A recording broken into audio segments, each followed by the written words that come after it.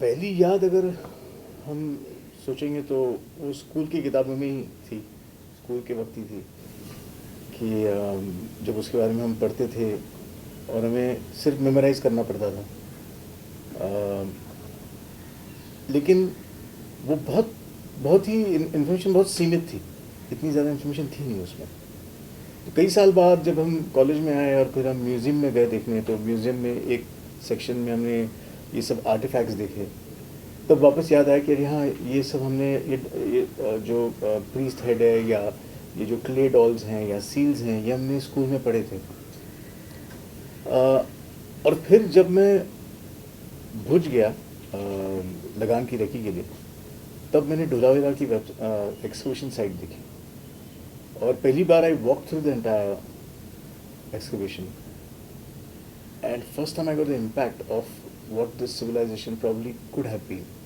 और ऐसे कितने सारे शहर हैं जो एक्सकवेशन जहाँ पे चल रही हैं।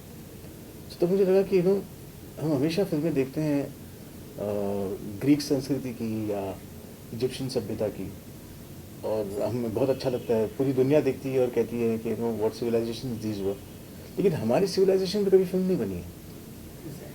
तो मुझे लगा क्यों ना इस पे अगर कुछ अगर कहानी मैं बना सकूं और फिल्म बना सकूं, कभी ना कभी मैं बनाऊंगा, ऐसे मैंने सोचा था। और फिर काफ़ी साल बाद जब मौका आया तो मैंने सोचा कि अभी सिंस ये प्री हिस्ट्री कहलाता है और उसके ऊपर कोई किताबें नहीं है, तो आर्कियोलॉजी ही एक रास्ता है। तब फिर मैंने आर्कियोलॉजिस्ट को कांटेक्ट किया और उनसे सब इन्फॉर्मेशन ली कि क्या क्या उनकी स्टडीज़ थी, और उसकी बेस पे स्टोरी बनाई। सर कितने दिन लग गए इस कहानी को डेवलप करने में? हाँ, मुझे लगता है जब एक बार मैंने शुरू किया तो it took about 1 year of research, 1 year of story writing, creation of script, क्योंकि कुछ भी लिखा हुआ नहीं है। तो आपको जो भी इंफॉर्मेशन लेनी है वो उन सील्स में से ही लेनी है, या जो मिट्टी की गुड़ियाँ मिली हैं, या जो अर्बन प्लानिंग के पूरे जो उनके एक सिस्टम आर्किटेक्चर का रहा है, उसी में से सब इंफॉर्मेशन लेनी है। तो आप कैसे बनाए थे, तो दृश्य जो हैं, सील्स जो हैं, सील्स, एक सील पे दृश्य अगर मैं एग्जांपल दूँ आपको कि 2 मर्द लड़ रहे हैं और उनके बीच एक लड़की खड़ी है, तो ऐसा लगता है जैसे मानो दोनों उस लड़की के लिए लड़ रहे हैं। तो वो उस सीन पे जो वो दृश्य को मैंने फिल्म में एक सीन बना लिया। एक आदमी है जो ड्रम बजा रहा है, तो सरमन का कैरेक्टर मैंने ड्रमर बना दिया। ऐसे इस किस्म से पिरोते गए कहानी को from the excavation all the material. Ashish sir, बड़ा मुश्किल हो जाता है जब कोई किताब, कोई हिंट नहीं आपको मिल पाता है, तो कितनी ज़्यादा कल्पना आपने पिरोई है अपनी इस फिल्म में, या फिर कुछ सत्य घटना पूरी रही है कि सभ्यता रही है, तो कितना काल्पनिक रहेगी इस फिल्म की कहानी? नहीं, मैं कहता हूँ बहुत ज़्यादा काल्पनिक है, क्योंकि फैक्ट इतना ही मिला है। तो आपको ऑडियंस से जो फिल्म देखने आती है तो उनको फैक्ट से इतना लेना देना नहीं होता है, बिकॉज अगर सिर्फ फैक्ट देखना तो फिर डॉक्यूमेंट्री है। तो ऑडियंसेस, मतलब we are always interested in story, we want to see characters, we want to see drama, we want to see romance. तो ये तो सब बनाना पड़ा, बट ये बनाते वक्त इसका कॉम्बिनेशन फैक्ट के साथ करना बहुत ज़रूरी था, बिकॉज अगर दोनों का अगर मिश्रण नहीं होगा तो वो फिल्म एंटरटेनिंग नहीं हो सकती। तो काफ़ी मुश्किल था वो। अभी देखते हैं कितना लोगों को कैसे पसंद आता है, कितना पसंद आता है।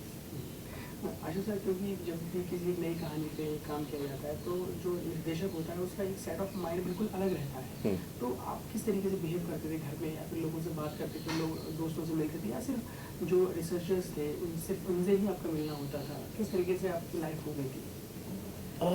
एक्चुअली जब मैं फिल्म बनाता हूँ ना, तो मैं I try to disconnect from all other movie watching या एनी सोर्सेज ऑफ एंटरटेनमेंट, क्योंकि अदरवाइज वो बहुत डिस्ट्रैक्शन होते रहता है।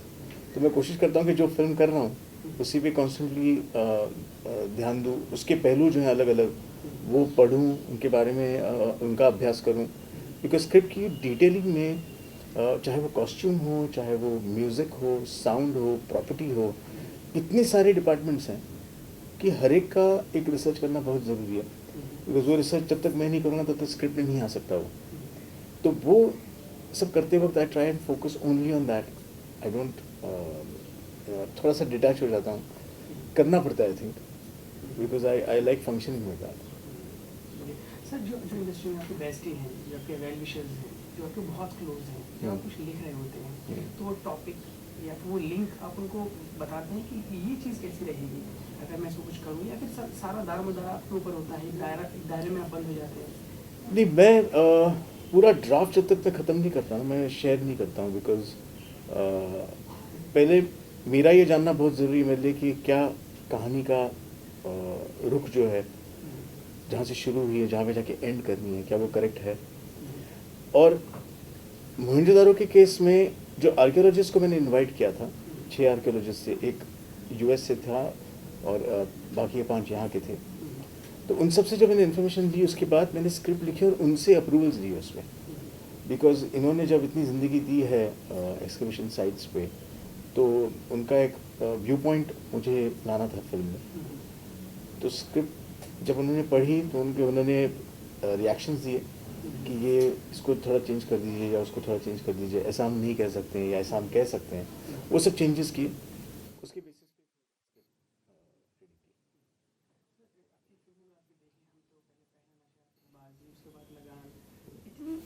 जो भी चलन रहता है आप उससे हमेशा ही विपरीत दिशा में भागते हैं, और वो हमेशा सिक्का होता है सर, वो चलता ही चलता है. लगान की बात करें, बिल्कुल ही अलग फिल्म थी सर. तो व्हाट्स योर इंस्पिरेशन? आप मतलब आपका खुद से ही कंपटीशन है या आप चाहते हैं कुछ अच्छी कहानियाँ आए? क्योंकि अब हम देखते हैं और अनुष्ठान कुछ भी बन जाता है, कोई मतलब नहीं, कोई सरकार नहीं, वो बन गया और लोग हंस रहे हैं, या फिर नहीं भी हंसते तो फ्लॉप हो गया, पैसा कमाने का जरिया. आपका क्या इंस्पिरेशन रहता है, आपका क्या एजेंडा रहता है कि मुझे ये चीज़ अचीव करनी है? मुझे जितनी चैलेंजिंग स्टोरी होगी उतना उसे बनाने में मज़ा आता है. जितनी अनटोल्ड स्टोरी होगी वो मुझे कहने में मज़ा आता है. जब मैं अनटोल्ड कह रहा हूँ, यानी अनकही कहानी जो होती है कि हमें जैसे ब्रिटिश राज हम जानते हैं, हम राजा महाराजा की लाइफस्टाइल जानते हैं, हम कास्ट सिस्टम जानते हैं, हम रूरल इंडिया का एक गांव का जो एक वातावरण होता है वो हम जानते हैं, हम कास्ट सिस्टम जानते हैं, हम रूरल इंडिया का एक गांव का जो एक वातावरण होता है वो हम जानते हैं. लेकिन भुवन की कहानी हम नहीं जानते. तो भुवन की कहानी, लगान की, क्रिकेट की, वो सब इस एनवायरनमेंट में आके जब बैठती है तो वो फैक्ट और फिक्शन का एक मिश्रण हो जाता है. जैसे जोधा और अकबर के भी उनके कमरे में, उनके चेम्बर में, उनके बीच क्या हुआ, रोमांस क्या था, ये हम नहीं जानते. So it gives me joy to create the world, but at the same time also tell an untold story. So similar is the case with Mohanjodar. It excites me. Sir हम ये भी जानते हैं कि जितने अच्छे आप, जितने उम्दा निर्देशक हैं, उतने अच्छे एक एक्टर भी हैं सर. आप चमत्कार में थे, आप कभी यहाँ कभी ना में. याद है आपको? सर देखिए, कई बार देखिए सर, बेहद पसंद किया आपका कैरेक्टर सर. तो डोंट यू थिंक कि आपको भी जैसे, क्योंकि इतने अच्छे एक्टर्स हैं, आप समझते हैं, आपने लिखी है कहानी, तो आप डोंट यू थिंक कि ये जो एक विलेन है या ये एक्टर है या सपोर्टिंग एक्टर है, ये मुझसे अच्छा कोई नहीं कर सकता. Why don't you try yourself? नहीं, मुझे डर लगता है कभी कभी, क्योंकि डायरेक्शन बहुत मुश्किल काम है. और मुझे लगता है कि मैं एज अ डायरेक्टर अगर मैं करने जाऊँ और साथ में मैं एक्टिंग भी करूँ तो शायद डिस्ट्रैक्शन हो जाएगा. My mind will get diverted because it's too big a multitask for me to be able to, because as a director you're already thinking about so much. You're thinking about foreground, you're thinking about background, you're thinking about so many elements that as an actor I'll get distracted.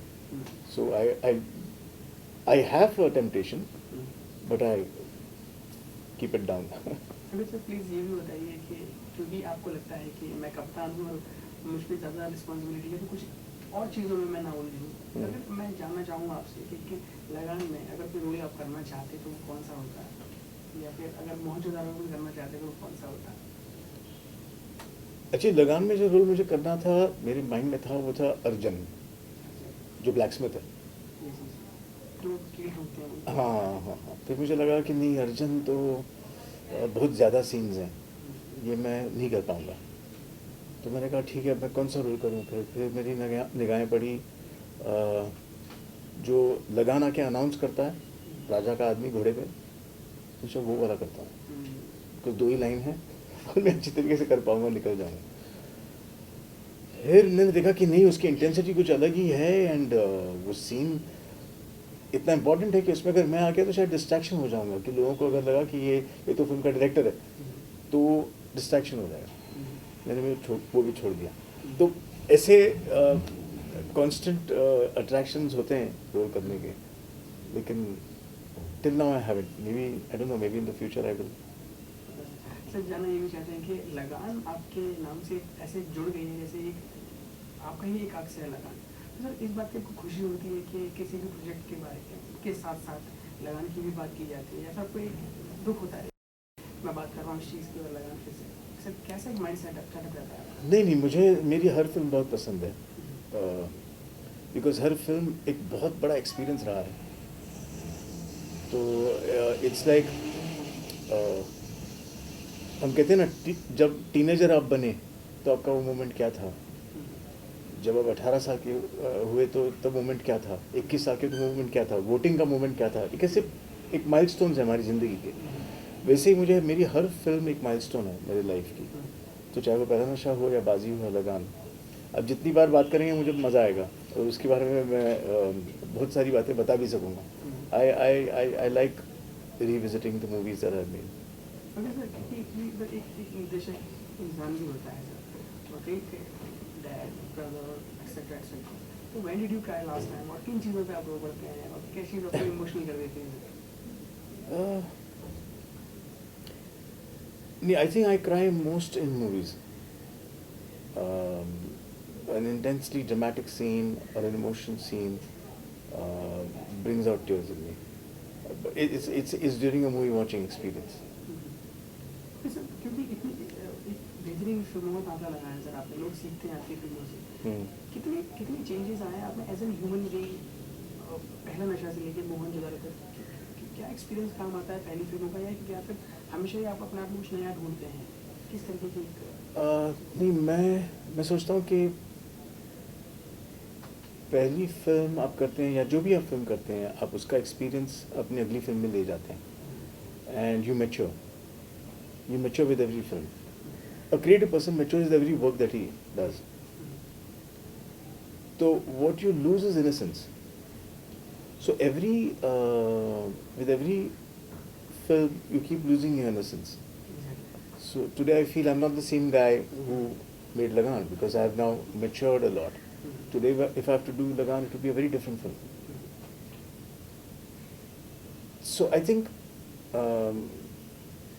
maturity, becoming mature with your work is an advantage, but a little disadvantage in a different way, because you lose that hunger which you had in your previous film. But I'm very conscious of this fact, और मैं कोशिश करते रहता हूँ कि जितना भी हो सके वही भूख, वही पैशन हर प्रोजेक्ट के साथ हो। इसलिए शायद मुझे स्क्रिप्ट चुनने में भी बहुत वक्त लग जाता है, जिसके बारे में मैं बहुत पैशनेट फील करूँ, वही मुझे करना होता है। सर क्योंकि आप इतने बड़े ओहदे पर हैं, इतनी बड़ी टीम नजर आती है, तो आपके सर्कल में आपका सबसे बड़ा क्रिटिक कौन है जो आपको बेबाकी से बोलता है यार ये करना दिया? Your wife, your children or something? I think straight away I would say Sunita first, my parents, my sister Shlesha. They immediately, both my sons now, they immediately strip me of all illusions. मुझे तुरंत बता देते हैं क्या गलत है और क्या नहीं रहना चाहिए, unashamedly. बट वो बहुत ज़रूरी भी है और मुझे अच्छा लगता है वो, because you able to correct your yourself तो कभी कभी हम वाह में खो जाते हैं। तो I think my family. Sir please share any incident में आप कोई बात जो आपके बेटों ने कहा या मैम ने आपको बताई हो कि उस फिल्म को वो वाला सीन आपने समथिंग लाइक दैट, कुछ आपको याद आता हो प्लीज शेयर। इंडिविजुअल सीन तो मैं नहीं बता पाऊँगा, लेकिन काफ़ी बार जो स्क्रिप्ट्स, इंटरमीडिएट स्क्रिप्ट्स होती हैं जो मैंने लिखी हैं, जो कंप्लीट स्क्रिप्ट्स लिख के रेडी हो गई हैं, लेकिन उन्होंने पढ़ी और उन्होंने कहा कि ये मत बनाओ because we don't like the script, और जो बनी है वो सब उन्होंने अप्रूव की हुई हैं। तो इस किस्म का एक ओवरऑल ओवरव्यू इन्वॉल्वमेंट है फैमिली में। सर मोहनजोदड़ो का सबसे मुश्किल पार्ट क्या रहा उसका शूट या फिर कुछ और उसकी कहानी या फिर उसके लोकेशंस या फिर आप जिस तरीके से ऋतिक को या फिर पूजा को आप बता रहे थे चीज़ों की वो क्या सबसे मुश्किल क्या रहा सर? आई थिंक सबसे मुश्किल मोहनजोदड़ो में वही है कि ये दुनिया कैसे क्रिएट करनी है, बिकॉज ये एक ऐसी संस्कृति ऐसी सभ्यता है जिसके बारे में हम कुछ नहीं जानते, और सबकी इमेजिनेशन में जो एक मोहनजोदड़ो बसा हुआ है वो खरा उतरना बहुत ज़रूरी है। तो कैसे लोग थे, उनका बर्ताव क्या था, एक दूसरे से रिश्ता क्या था, क्या किस धर्म में किस भगवान में मानते थे, क्या भगवान थे इनके, ये जो सारी चीज़ें थी बहुत मुश्किल थी क्रिएट करने के लिए। तो अभी कर तो दिया है, now just looking forward to the release. लगभग फिल्म तैयार है और Thank you. Any final words for the film आपके व्यूअर्स के लिए? I think we got it. Thanks. Thanks. Because you'll show distracting me from here. Thanks. ये एक हड़प्पा नाम भी आता है मोहनजोदड़ो